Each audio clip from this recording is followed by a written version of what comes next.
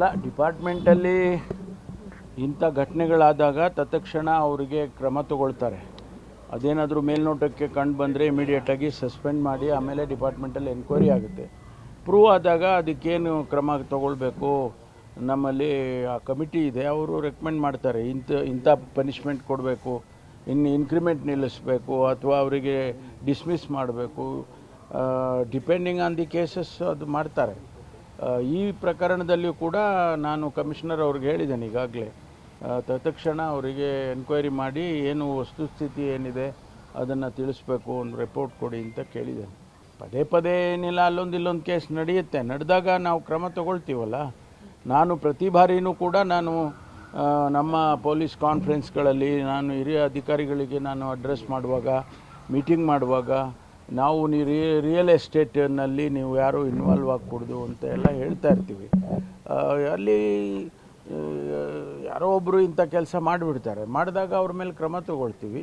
ಅದು ಮುಂದೆ ಬೇರೆಯವರಿಗೆ ಮಾಡದೇ ಇರೋ ರೀತಿಯಲ್ಲಿ ಅಲ್ಲ. ಅಜೆಂಡಾದಲ್ಲಿ SIR ಬಗ್ಗೆ ಏನೂ ಬಂದಿಲ್ಲ, ಆದರೆ ಇನ್ಫಾರ್ಮಲಿ ಡಿಸ್ಕಷನ್ಸ್ ಆದರೆ ಏನು ಪರಿಸ್ಥಿತಿ ಇದೆ, ಅದರ ಇಂಪ್ಯಾಕ್ಟ್ ಏನಿದೆ ಆಗುತ್ತೆ ಅನ್ನೋದ್ರ ಬಗ್ಗೆ ಚರ್ಚೆ ಮಾಡ್ಬೋದು. ಯಾಕೆಂದರೆ ನಾವು ಈಗಾಗಲೇ ಕಾಂಗ್ರೆಸ್ ಪಕ್ಷ SIR ವಿರುದ್ಧ ಅನೇಕ ಬಾರಿ ಹೇಳಿದೆ. ಈಗಾಗಲೇ 5 ರಾಜ್ಯದ ಚುನಾವಣೆಗಳ ಮುಂಚೆನೂ ಕೂಡ ಈ ಮಾತುಗಳು ಬಂದಿತ್ತು. ವಿಶೇಷವಾಗಿ ಪಶ್ಚಿಮ ಬಂಗಾಳದಲ್ಲಿ SIR ಮಾಡುವಾಗ ಏನು ನಮ್ಮ ಸಂದೇಹಗಳಿದ್ವು ಅವೆಲ್ಲ ಕೂಡ ಇವತ್ತು ಒಂದು ರೀತಿಯಲ್ಲಿ ಪ್ರೂವ್ ಆಗಿದೆ ಅನ್ನುವಂಥ ಮಾತುಗಳು ಬರ್ತಾ ಇದೆ. ಹಾಗಾಗಿ ನಾವು ಇಲ್ಲಿ ಯಾವ ರೀತಿ ಎಚ್ಚರಿಕೆಯಾಗಿರಬೇಕು ಏನು ಅನ್ನೋದ್ರ ಬಗ್ಗೆ ಚರ್ಚೆ ಆದರೂ ಆಗ್ಬೋದು. ಅಜೆಂಡಾದಲ್ಲಂತೂ ಸಬ್ಜೆಕ್ಟ್ ಇದು ಇಲ್ಲ. ಕೇಸ್ಗಳನ್ನು ವಾಪಸ್ ಪಡೆಯುವಂಥ ವಿಚಾರ ಕೂಡ ಈಗ ಕ್ಯಾಬಿನೆಟ್ ಚರ್ಚೆಗೆ ಬರ್ಬೋದು. ಅಲ್ಲ, ಈಗ ಕ್ಯಾಬಿನೆಟ್ ಅಜೆಂಡಾದಲ್ಲಿ ಯಾವ್ದು ಬರ್ತಾ ಇದೆ ಅನ್ನೋದು ಈಗ ನಾವು ಬಹಿರಂಗ ಮಾಡೋಕ್ಕಾಗುತ್ತಾ? ಅಲ್ಲಿ ಈಗ ನಾವು ಕೇಸ್ಗಳನ್ನು ವಾಪಸ್ ತಗೊಳ್ಳೋದಕ್ಕೆ ಕ್ಯಾಬಿನೆಟಲ್ಲಿ ಒಂದು ಸಬ್ ಕಮಿಟಿ ಇರುತ್ತೆ. ಆ ಸಬ್ ಕಮಿಟಿ ಅವರು ಏನು ತೀರ್ಮಾನಗಳನ್ನು ಮಾಡಿರ್ತಾರೆ ಅದನ್ನು ಸಂಪುಟಕ್ಕೆ ತರ್ತಾರೆ. ಅಲ್ಲಿ ಸಂಪುಟ ತೀರ್ಮಾನ ಆದಮೇಲೆ ಅದು ಪ್ರಾಸಿಕ್ಯೂಷನ್ ಡಿಪಾರ್ಟ್ಮೆಂಟಿಗೆ ಹೋಗುತ್ತೆ. ಒಂದು ಕಾರ್ಯಕ್ರಮವನ್ನು ಬಹಳ ವರ್ಷಗಳಿಂದ ಇದು ಟೌನ್ಶಿಪ್ಗಳಾಗಬೇಕು ಅಂಥೇಳಿ ನಡೀತಾನೇ ಇದೆ.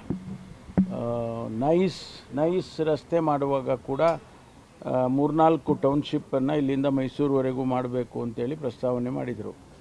ಉದ್ದೇಶ ಏನು ಅಂತೇಳಿದರೆ, ಬೆಂಗಳೂರಿನ ಮೇಲೆ ಏನು ಒತ್ತಡ ಇರುತ್ತೆ ಆ ಒತ್ತಡವನ್ನು ಕಡಿಮೆ ಮಾಡಬೇಕು ಅನ್ನೋಂಥ ಉದ್ದೇಶ ಇದು.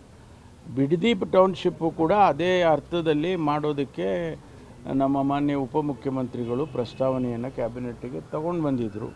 ಕ್ಯಾಬಿನೆಟ್ಟು ಇನ್ ಇಟ್ಸ್ ವಿಸ್ಡಮ್ ಚರ್ಚೆ ಮಾಡಿ ಅದನ್ನು ಅಪ್ರೂವಲ್ ಕೊಟ್ಟಿದ್ದಾರೆ. ಅದಕ್ಕೆ ಯಾವ ರೀತಿ ಹಣ ಒದಗಿಸ್ಬೇಕು, ಯಾವ ರೀತಿ ಅದನ್ನು ಲ್ಯಾಂಡನ್ನು ಅಕ್ವೈರ್ ಮಾಡಬೇಕು, 2006 ಅವರು ಫಸ್ಟ್ ನೋಟಿಫಿಕೇಷನ್ ಆಗಿದೆ. ಆದ್ದರಿಂದ ಇದು ಹೊಸದಾಗಿ ಮಾಡೋದು ಅಂತಕ್ಕಂಥದ್ದಾಗಲಿ ಮತ್ತು ಯಾವುದೋ ದುರುದ್ದೇಶ ಇಟ್ಕೊಂಡು ಮಾಡ್ತಾರೆ ಅಂತಕ್ಕಂಥದ್ದಾಗಲಿ ಏನಿಲ್ಲ. ರೈತರನ್ನು ಮನವೊಲಿಸಿ ಅವರಿಗೆ ಪರಿಹಾರ ಕೊಟ್ಟು ಅದನ್ನು ಮಾಡ್ತಕ್ಕಂಥ ಕೆಲಸವನ್ನು ಉಪಮುಖ್ಯಮಂತ್ರಿಗಳು ಮಾಡ್ತಾರೆ. ಸರ್ಕಾರದ ಏನು ತೀರ್ಮಾನ ಇದೆ ಅದನ್ನು ಅನುಷ್ಠಾನ ಮಾಡೋದಕ್ಕೆ ಎಲ್ಲ ಪ್ರಯತ್ನವನ್ನು ಮಾಡ್ತಾರೆ. ನಾನೇನು ಸೈಲೆಂಟ್ ಆಗಿಲ್ಲಪ್ಪ, ಏನು ನಾನು ದಿನ ಟಾಮ್ ಹೊಡ್ಕೊಂಡು ಓಡಾಡಲ್ಲ. ಪಕ್ಷದಲ್ಲಿ ನಮ್ಮ ಹೈಕಮಾಂಡ್ನವರು ಇದ್ದಾರೆ. ಹೈಕಮಾಂಡ್ನವರು ಯಾವ ಸಂದರ್ಭದಲ್ಲಿ ಏನು ಮಾಡಬೇಕು ಅನ್ನೋದ್ರ ಬಗ್ಗೆ ತೀರ್ಮಾನ ಮಾಡ್ತಾರೆ. ನಾವೆಲ್ಲ ಹೇಳಿಕೆಗಳು ಕೊಟ್ಕೊಂಡು ಮಾಧ್ಯಮದ ಮೂಲಕ ನಾನೇನು ಆಗುವುದಕ್ಕಾಗೋದಿಲ್ಲ. ಹೈಕಮಾಂಡ್ನವರು ತೀರ್ಮಾನ ಮಾಡ್ತಾರೆ. ಈಗ ಅವ್ರನ್ನ ಚೇಂಜ್ ಮಾಡಬೇಕು ಅಂತಕ್ಕಂಥದ್ದು ಪ್ರಸ್ತಾವನೆ ಆಗಲಿ ಅಥವಾ ಅವ್ರನ್ನ ಮುಂದುವರಿಸಬೇಕು ಅಂತ ಪ್ರಸ್ತಾವನೆ ಆಗಲಿ, ಇವ್ರುಗಳ ಬಗ್ಗೆ ನಾವು ಚರ್ಚೆ ಮಾಡಿ ಏನಾಗ್ತದೆ? ನಾವು ಇಲ್ಲಿ ಕೂತ್ಕೊಂಡು ತೀರ್ಮಾನ ನಾವು ಮಾಡೋದಿಲ್ಲ, ಅವರು ಹೈಕಮಾಂಡ್ನವರು ತೀರ್ಮಾನ ಮಾಡ್ತಾರೆ. ಈಗ ಅವ್ರನ್ನ ಮುಖ್ಯಮಂತ್ರಿ ಮಾಡುವಾಗ ನಮಗೆ ಗೊತ್ತಿರೋ ಹಾಗೆ, ನನಗೆ ಗೊತ್ತಿರೋ ಹಾಗೆ ಅವ್ರನ್ನ ಮುಖ್ಯಮಂತ್ರಿಗಳನ್ನು ಮಾಡಿದ್ದಾರೆ. ಆ ಟೈಮಲ್ಲಿ ನೀವೇನು ಸಮಯ ಆಗಲಿ ಅಥವಾ ಯಾವುದು ನಿಗದಿ ಮಾಡಿರೋದು ನಮಗೆ ಯಾರಿಗೂ ಗೊತ್ತಿಲ್ಲಪ್ಪ. ನಮ್ಗೆ ಯಾರಿಗೂ ಯಾರೂ ನಮಗೆ ಜನರಲ್ ಸೆಕ್ರೆಟರಿ ಆಗಲಿ ಹೈಕಮಾಂಡ್ನವ್ರು ಯಾರೂ ನಮಗೇನು ಹೇಳಿಲ್ಲ. ಸರ್, ಆದರೂ ಈಗ ಹೇಳಿಲ್ಲ ಅಂತ ಹೇಳ್ತೀರಾ, ಅಟ್ಲೀಸ್ಟ್ ಯಾರು ಒಬ್ರು ಕ್ಲಾರಿಟಿನಾರು ಕೊಡ್ಬೇಕಲ್ಲ, ಮಾಡ್ತೀವಾ ಚೇಂಜಸ್ ಇಲ್ವಾ ಅಂತ. ಅಲ್ಲಲ್ಲ, ಅದು ಆ ಪ್ರಶ್ನೆ ಇದ್ರೆ ಕ್ಲಾರಿಫಿಕೇಶನ್ ಕೊಡ್ತಾರೆ. ಪ್ರಶ್ನೆನೇ ಇಲ್ಲ ಅಂದ್ರೆ ಯಾರು ಕ್ಲಾರಿಫಿಕೇಶನ್? ಸುಮ್ಮನೆ ಹೇಳ್ತಾರ? ಅಲ್ಲಲ್ಲ, ಸುಮ್ಮನೆ ಹಂಗಲ್ಲ. ಈಗ ನಾನು ಎಷ್ಟೇ ಹೇಳೋದು, ಪ್ರಶ್ನೆ ಯಾರು ಎತ್ತಿದ್ದಾರೆ?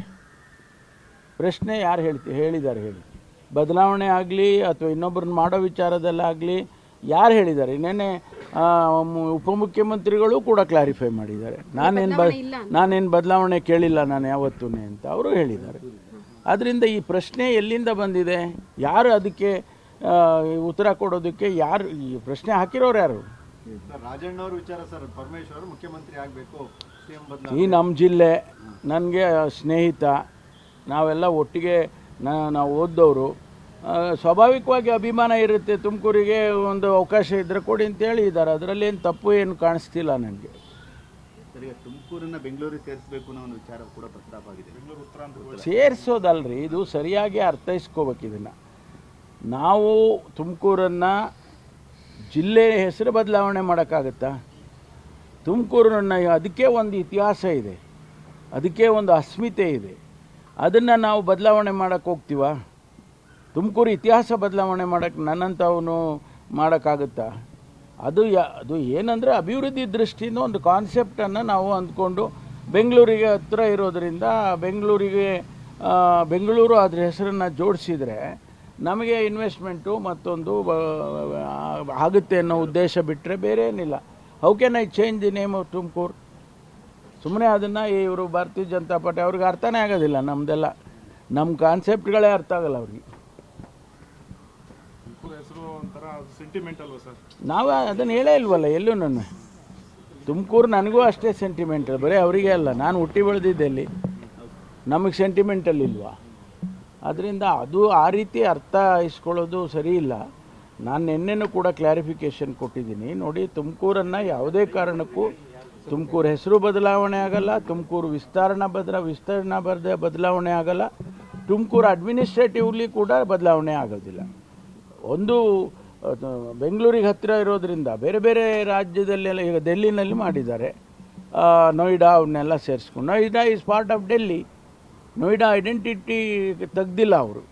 ನೋಯ್ಡಾ ಹಾಗೇ ಇದೆ, ಆದರೆ ಡೆಲ್ಲಿಗೆ ಒಂದು ಭಾಗ ಅನ್ನೋ ಥರ ಬೇರೆ ಬೇರೆ ದೇಶದಲ್ಲೂ ಮಾಡಿದ್ದಾರೆ. ದೊಡ್ಡ ದೊಡ್ಡ ಸಿಟಿಗಳಲ್ಲಿ ಹತ್ತಿರ ಇರ್ತಕ್ಕಂಥ ಪಟ್ಟಣಗಳನ್ನು ಸೇರಿಸ್ಕೊಂಡು ಅದನ್ನು ಬೆಳೆಸ್ತಾರೆ. ಅದನ್ನೇ ನಾನು ಹೇಳಿರೋದು. ನೋಡಿ,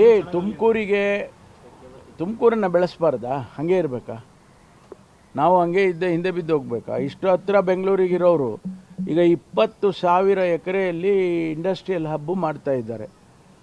ಈಗಾಗಲೇ ಸುಮಾರು 2 ಫೇಸ್ ಆಗಿದೆ. ನನ್ನದೇ ಕ್ಷೇತ್ರದಲ್ಲಿ ಬರುತ್ತೆ. ಅದರಲ್ಲಿ ಈಗ ಅದನ್ನು ಏಷ್ಯಾದಲ್ಲೇ ಅತಿ ದೊಡ್ಡ ಇಂಡಸ್ಟ್ರಿಯಲ್ ಹಬ್ ಅಂತ ಕರೀತಾ ಇದ್ದಾರೆ. ಜಾಪನೀಸ್ ಟೌನ್ಶಿಪ್ಗೆ 500 ಎಕರೆ ಜಾಗ ಕೊಟ್ಟಿದ್ದೀವಿ. ಅಲ್ಲಿ ನಿಮ್ಸ್ ಬಂದಿದೆ, ಫುಡ್ ಪಾರ್ಕ್ ಬಂದಿದೆ, ಜಾಪನೀಸ್ದು ಟೈಮೆಕ್ ಅಂತ ಒಂದು ಕಂಪನಿ, ದೊಡ್ಡ ಕಂಪನಿ ಬಂದಿದೆ. ಈಗ ಎಲ್ಲ ಕಂಪನಿಗಳೆಲ್ಲ ಬರ್ತಾ ಇದ್ದಾವೆ. ಅದನ್ನು ನಾವು ಹೆಚ್ಚು ಬೆಳೆಸಬೇಕು ಅನ್ನೋದನ್ನು ಬಿಟ್ಬಿಟ್ಟು ನಾವು ಹಾಗೆ ಸ್ಟೇಟಸ್ಕೋ ಮೇಂಟೈನ್ ಮಾಡೋಕ್ಕಾಗುತ್ತಾ? ನಮ್ಮಲ್ಲಿ ಲಕ್ಷಾಂತರ ವಿದ್ಯಾರ್ಥಿಗಳಿದ್ದಾರೆ. Tumakuru is education centre. ಹೆಚ್ಚು ಕಮ್ಮಿ 9 ಇಂಜಿನಿಯರಿಂಗ್ ಕಾಲೇಜ್ ಇದೆ, 3 ಮೆಡಿಕಲ್ ಕಾಲೇಜ್ ಇದೆ. ಆ ವಿದ್ಯಾರ್ಥಿಗಳೆಲ್ಲ ಅವ್ರಿಗೆ ಅಪರ್ಚುನಿಟೀಸ್ ಬೇಕಲ್ವಾ? ಸ್ವಲ್ಪ ಲಾರ್ಜರ್ ಇಂಟ್ರೆಸ್ಟಿಂದ ನೋಡಬೇಕು ಅಂತೇಳಿ ನಾನು ಭಾರತೀಯ ಜನತಾ ಪಾರ್ಟಿ